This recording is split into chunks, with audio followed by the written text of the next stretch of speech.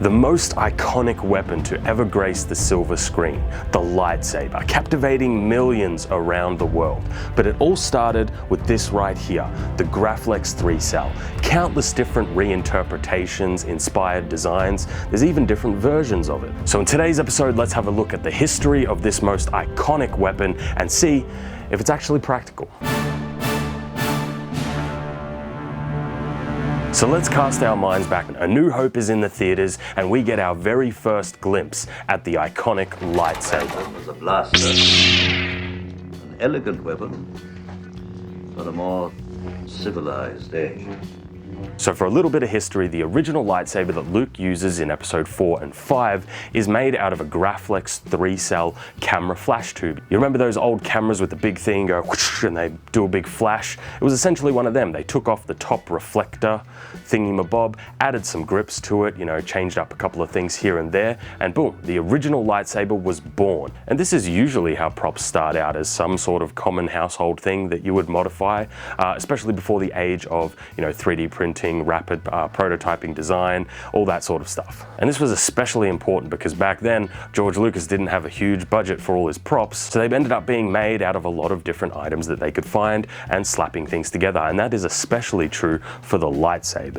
So the original graflex had a couple of different designs. First off, there was the A New Hope design, the original one, that had 7 black T-track type grips attached to the bottom of the hilt. It also had a small piece of silver tape around the clamp to hide the logo graflex. It also had a small little component from a calculator snapped off and put in here to what we call clamp cards. And then there was a small D-ring added to the bottom of the hilt so that it could attach to Luke's belt, and that was how the original lightsaber was created. Something that we should also very quickly mention is that the original lightsabers, specifically the graflex 3-cells, were made out of brass. They were a brass tube with nickel plating, which means that they're a little bit heavier than something like a modern lightsaber, which are mostly made out of machined aluminum. But then we get into episode 5, Empire Strikes Back, one of, everybody's favorite films, of course. They did change up the design. First off, they added 6 grips instead of 7 this time. They also added some rivets around to actually hold them on to the bottom of the tube a little bit better because they kept falling off. The clamp card, like we mentioned a little bit earlier, was changed to a PCB rather than the bubble strip from the original one. They still maintained that silver piece of tape around the clamp to hide the graflex logo, of course. They added a secondary button to the front instead of keeping the original button, and of course they added a slightly different type of D-ring to the bottom of the tube to, of course, go into Luke's belt. And that was the 2 original lightsabers. Now there's lots of different variations, slight different variations, because obviously they're filming and they have lots of different props, but essentially those are the main differences between A New Hope and Empire Strikes Back. Now, to take a very slight detour from the graflex, let's talk a little bit about Vader's lightsaber, because that also was made out of a camera flash tube, a different brand, but essentially it was the same sort of thing. They added grips on. Now, there are some different variants between the films of Vader's lightsabers. That's a whole other rabbit hole. Then we get to Anakin's episode 2 lightsaber, which is actually very reminiscent of his later Vader lightsaber. Subtle foreshadowing there, of course, but then obviously that gets destroyed and he has to make his most iconic lightsaber that is going to get passed down to Luke eventually. And that's where we get Anakin's Revenge of the Sith lightsaber. Now, there's a lot of differences on this one. First off, it was not made of a graflex. It was just a complete custom piece, so it had a lot of the finer details missing. Things like the bunny ears were different. Even the pins for recharging were completely different. The color of the buttons were no longer red like on the original graflex. They were a coppery gold color. The clamp card was different. The clamp itself had a machined texture on it, and then the grips themselves, there were 6 of them rather than 7 in A New Hope, and they were a slightly different profile, more comfortable and more made for combat rather than the original ones you see in the original trilogy, of course. And it had a cover tech knob, which is standard of the Jedi in the prequels, so that it can actually clip to belts and whatnot. Then we get to some more subtle differences between something like Anakin's lightsaber versus the original graflex. First off, it was a lot more chunky. It's around about 38mm millimeters in diameter, whereas more of the prequel lightsabers were around about 33, 34 millimeters. It doesn't sound like a lot, but it does make a difference. Now let's talk about this particular lightsaber here, because this here is what I call my optimized combat version of the graflex. First off, these grips are a lot more low profile. They have no sharp edges to them, so that they're a lot more comfortable to grip in that second hand. On top of that, the clamp box is just one of those things. If we're going to keep that design, we need to make it a little bit more low profile. I've tried to take off all the sharp edges as well, so that it's not going to cut or slice my hands. The buttons are also a lot more low profile than on the original, and then of course we have the bunny ears right up the top, so we still get a very faithful graflex design, kind of a mishmash between the original graflex and the Anakin graflex, I would say, but it's hopefully a lot more valid when it actually comes to combat and using it. And of course, it's a little bit thinner. This one's only around about 33 to 34 millimeters. Now, Anakin's lightsaber by far is probably the closest, I would say, to being actually a comfortable and functional lightsaber. However, it's still not all the way there. And a good example of this is if you just look at the stunt lightsabers that, Hayden Christensen used in the films to actually, do the choreography and fighting. It's very different to the finalized prop. And the reason why is because it just wasn't that comfortable. Now, when it comes to the graflexes, they are a whole other can of worms. Is there some stuff here that's reasonable and actually functional? Of course, there is some things here.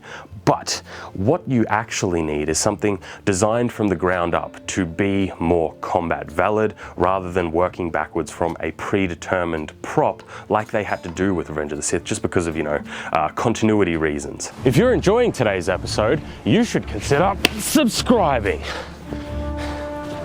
That was loud. Subscribe. This is actually, for the first time ever, I've never seen this before, this is made out of stainless steel. This lightsaber hilt is really heavy. It's actually way heavier than aluminum ones, or even, the original graflex ones. So even as like an in-universe kind of comparison where the blade is weightless, because the blade, I can't feel the blade on this. The blade feels like there's nothing there. All the weight is down here. It's quite heavy on the stainless steel hilt. So actually, in terms of in-universe, it's not bad either. Now, with all that, let's talk a little bit about how this lightsaber hilt feels in the hands.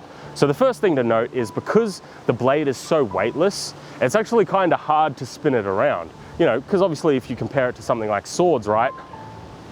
I have to do a lot of more wrist work. That's what she said. First off, it was a lot slower because the blade essentially doesn't weigh anything. It doesn't really have any mass, especially compared to this hilt. A lot of it was having to come from my wrist and, my arms, all the speed. So it was a lot more difficult to actually spin this thing around than I think I've ever experienced with like a regular lightsaber. So that first and foremost was very interesting. So let's get up close and personal about how we would actually hold this particular lightsaber. Turn it on. So we have the two buttons here. Obviously this is the Empire Strikes Back version. One button here, one button here. We have the control box right there, which sticks out at a 90-degree angle, is quite boxy and square and hard to hold. Then we have the grips. The grips have these sharp, well, like when I say sharp, I mean relatively sharp, right? 90-degree angles on the bottom and the top. So when you hold it, it can actually dig into your hands, into the palm of your hands when you're holding it. And if your hands slide onto them, it can be quite uncomfortable. But I do find that an interesting grip for this one is my main dominant hand, basically grasping in between where the buttons go and maybe slightly touching the control box. This gives me good purchase, it gives me good leverage to actually be able to hold the blade. So when I hold it in this sort of configuration, right directly in the middle of the lightsaber, I am able to actually to use it, right? However, on my second hand, it definitely did. My hand would rub up against this part of the control box, these little sharp edges here, and it was quite uncomfortable. Also, because this grip is so thick down here, it really was quite unpleasant to use in the second hand. In the main hand, perfectly fine, but in the second hand was not comfortable at all. Now when we compare that to a lightsaber like this that has a far more simple hilt design, it was obviously a lot more quick, it was a lot more comfortable. However, I think a lot of the speed on this one came down to, first off, it is a little bit of a simpler design, that's true, but also the weight of the blade. Because this is made of aluminum, the blade does have more mass, so I can spin it around quicker. Whereas with this one, because the blade has pretty much no mass compared to the hilt, it was really difficult. I was actually very surprised about that. If I want to change my grip, now when it comes to swordsmanship and I want to change, like I actually want to change my grip to do maybe like a reverse edge strike or something like that, I would thumb the blade just so it helps your wrist turn a little bit more. I still can do those sorts of techniques. It just means that my hand placement becomes a little bit more dynamic. So going from something like this to perhaps something like this. But it's still completely possible, right? So if I was to, you know, do some regular strikes, then I wanted to change over my grip to come around, it's actually not as bad as one might first assume. So is the original lightsaber, the graflex 3-cell, the most iconic lightsaber in all of Star Wars, a functional and practical design? Kind of. I would say it actually is. Now, the caveat here is obviously I don't think it's as good as something that is obviously purpose-built to be a lightsaber, but considering that it was never intended to be a lightsaber, it's supposed to be a flash gun from, you know, 100 years ago, I think it actually functions rather well for what it is. Just before we finish out with today's episode, I wanted to show you guys this right here. This is a vintage graflex 3-cell, a real one. The top half of it is. The bottom half is replica parts, which I'm okay with because I'm going to drill holes in it anyway. But this is something that I've wanted in my collection forever, and I honestly never expected to buy one, but recently I saw one that was a rather reasonable price, so I picked it up, and I'm really happy with it because it's obviously really cool, right? It still all has, you know, the electronics that actually make the camera do the big flash sort of thing. It has all of that stuff still in there. And I just thought I would show this off very, very quickly right at the end of the episode, because obviously this episode is all about the graflex 3-cell. So actually getting a real vintage one, it's really cool. You could actually functionally use this in combat. Now, is it optimized for combat? No, it is not. There are other lightsaber designs that are better, and you could even come up with even better designs than the ones that already exist that are far more conducive to combat.